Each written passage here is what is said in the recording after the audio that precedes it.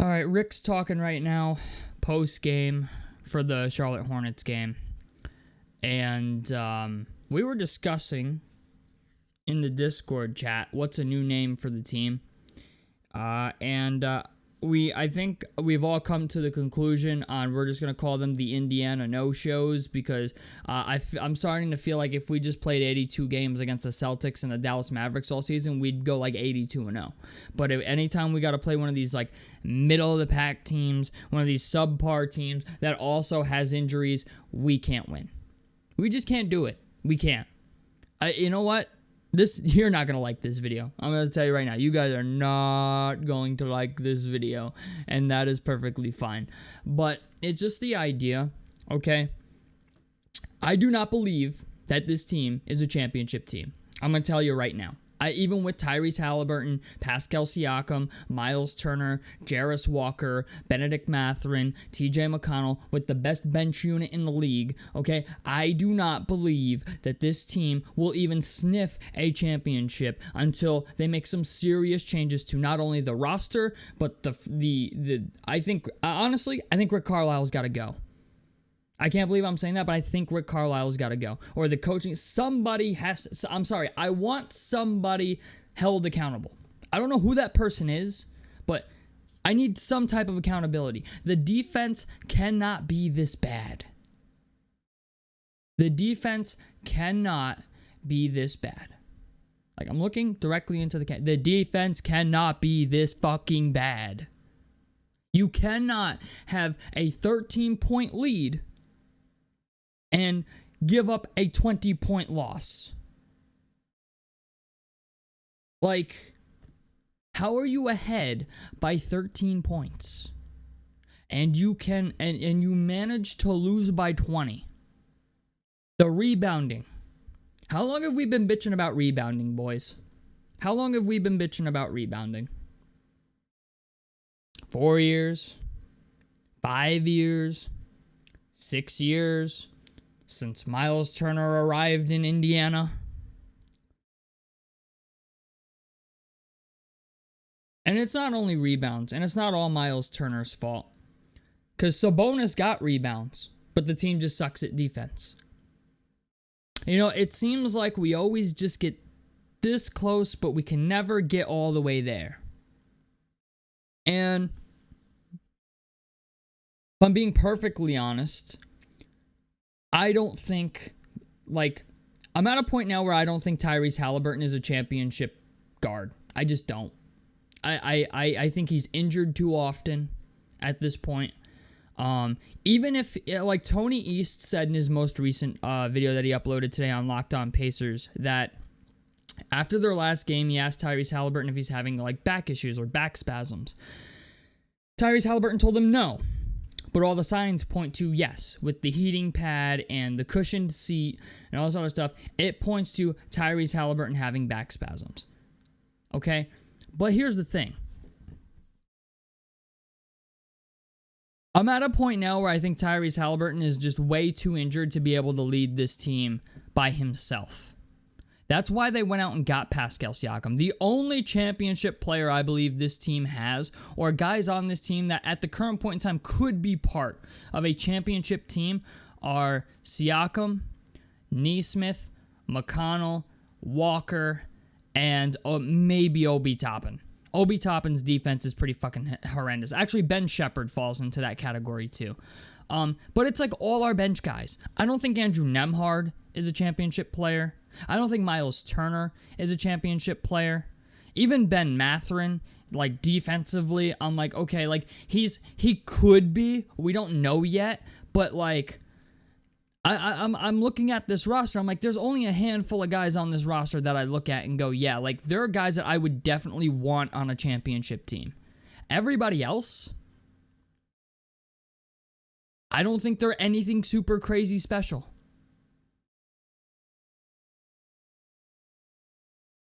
We got out-rebounded tonight, 56-37, I believe was the final tally. Now, we were missing a lot of players, okay? Nesmith didn't play. Ijax and Wiseman are both done for the season, and we're looking to fill that hole right now, Okay, Andrew Nemhard, like right before the game was supposed to start, got listed as out, and Ben Shepherd got inserted into the starting lineup. So I understand we were injured, but it is baffling to me, okay, baffling to me that we can lose the rebounding battle 56-37 with both Mark Williams and Nick Richards not playing. Like, I'm just gonna be honest, boys, okay? Like, I told you weren't gonna like this video. You're not gonna like this video. It is appalling to me how this can be a team of professional basketball players, and somehow they always manage to choke their lead in the fourth quarter. If FanDuel Sportsbook had like a betting prop that you could bet on teams choking their lead within the last, like, I don't know, 5 minutes of the game, if I could bet like hundreds of thousands of dollars on the Pacers to do it every single fucking time they play a subpar team or a bad team, I would be retired. I'd be on a beach in Mexico right now, not making YouTube videos. Okay, I'd be sipping sangria on a beach somewhere in Cancun. All right, like, it is astonishing to me that this consistently happens. This is, and I hate to break it to you boys, but you can't be a championship team if your defense is one of the worst in the league. You just can't. Okay, yeah, you can try to outscore other teams, but 9 times out of 10 that doesn't work in the playoffs. Even if we bring in JaVale McGee, right? Hypothetically speaking, let's say we bring in JaVale McGee. JaVale McGee's not a guy you can play in the playoffs anymore. He's not a guy that can defend the perimeter.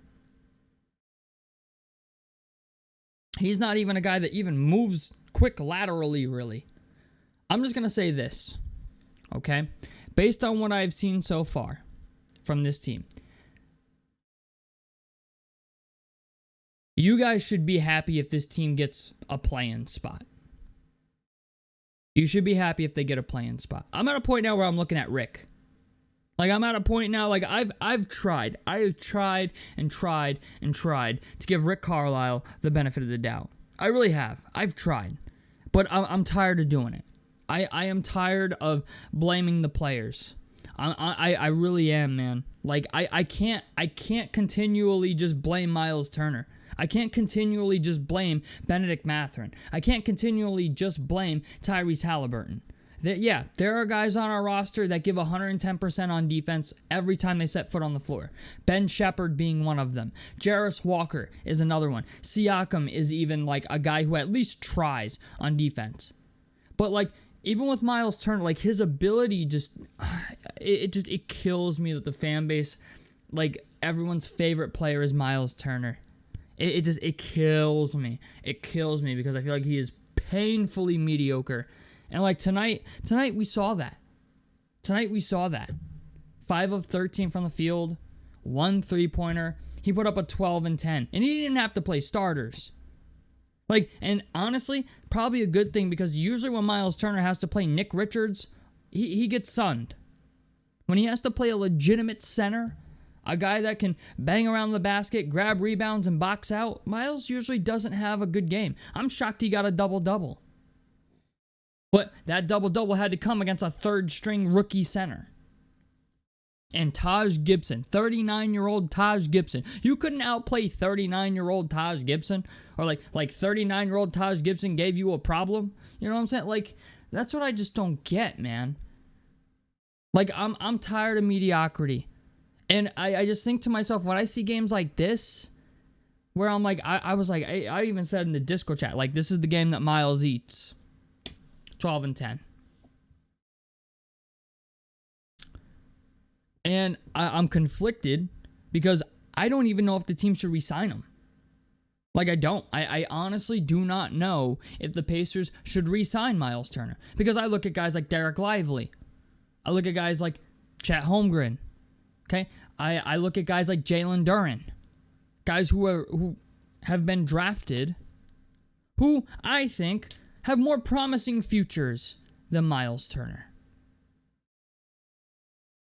I think Jarris Walker is going to be very good.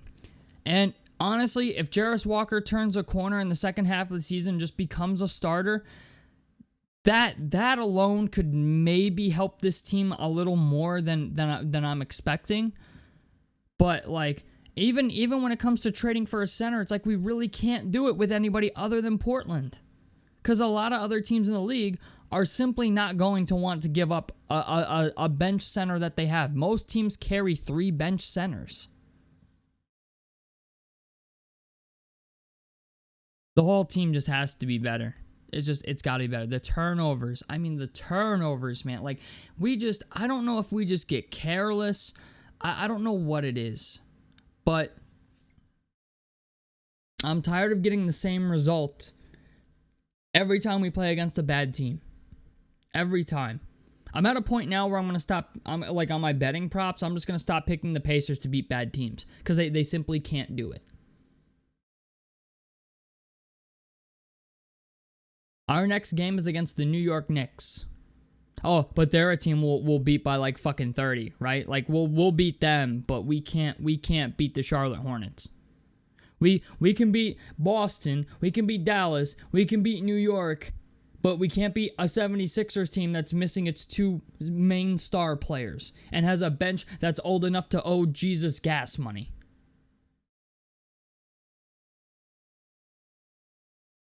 I mean, they got Kyle Lowry on their team. 76ers have Kyle Lowry still on their team, still playing in the league. Okay? The man was born when the Old Testament was written. I mean, like, it's just... I don't know, man. You know what? It's just astonishing to me that, like, for whatever reason, this is the identity of this team. This is the identity. We don't rebound. We don't play defense. We turn the ball over. We're not consistent at all. From the start of the season, we can't get above 500. And remember last year, I've said it. Last year, if we just won 5 of those games that we played against teams below 500, we would have been a top 3 seed in the East. But you know what? I look at this team now, and I think to myself, even if we were the 3rd seed, even if we were the 3rd seed in the playoffs, can we beat a team in 7 games? Like, or is this going to be one of those things again where guys on the other team will have to be injured for us to see significant success? I think this team looks better on paper than it actually is. And I hate to be saying that as a Pacers fan, but I believe it. I believe it at this point. This team looks better on paper than they are on the court. The miscommunications on defense, the blown coverages, the boneheaded turnovers, the missing layups, missing dunks. Tyrese Halliburton missed a fucking dunk and a layup tonight.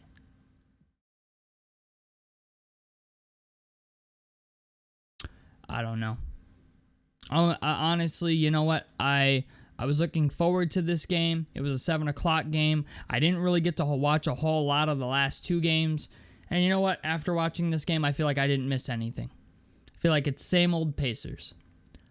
Same old Pacers. Just a team that, yeah, once in a while we get an impressive win, but we have no consistency. We can't maintain that level of consistency. Right now, the only guys on this team that I think should be untouchable are I would even argue that Tyrese Halliburton is a guy that I'm starting to be like, if he's gonna be injured all the fucking time, yeah, maybe you should consider going in a different direction.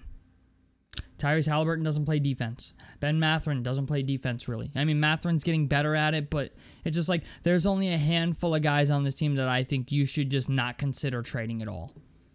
And it irritates me when I see that we're hanging on to like Miles for 9-10 years now. And, you know, like we're just not making any changes to why our team is the way that it is. Okay? Like, yeah, Rick Carlisle, like I'm just going to be honest, okay? Like, the other night, we had a close game, and I was like, what was it, against, where Pascal Siakam hit the game-winning 3. I was like, that was a game that I was like, I think Pascal Siakam just saved Rick Carlisle's job. And now we get another game against Charlotte, where, like as much as we don't want to blame Rick, even though he's a NBA championship level coach, one of the winningest coaches in NBA history. Sometimes the system just doesn't work with the collection of players that you have. I mean, the Cleveland Cavaliers now have Kenny Atkinson as their head coach. They are 9-0. They have not lost a single game. I look at that team, I'm like, Only thing they really changed is the idea that they're healthy, and now they have a new head coach, and they're undefeated. They are solidified right now as the number 1 seed in the East. And I look at our team, and I'm like, oh, look, we're even the offense doesn't look the same as it did last year. This team looks significantly worse this year than they did last year. I don't know about you boys, but I do not want to be known as the Atlanta Hawks 2.0 from 2019 to 2020, where they made the Eastern Conference Finals once and were never heard of again. I do not want to be that team, but it's looking like we are that team. So, I don't know, man. I'll have to wait and see what our game against New York brings. That'll be blacked out because League Pass is run by idiots. But I don't know. I don't even know what else to say. I have nothing else to say other than let's hope we beat the Knicks. See ya.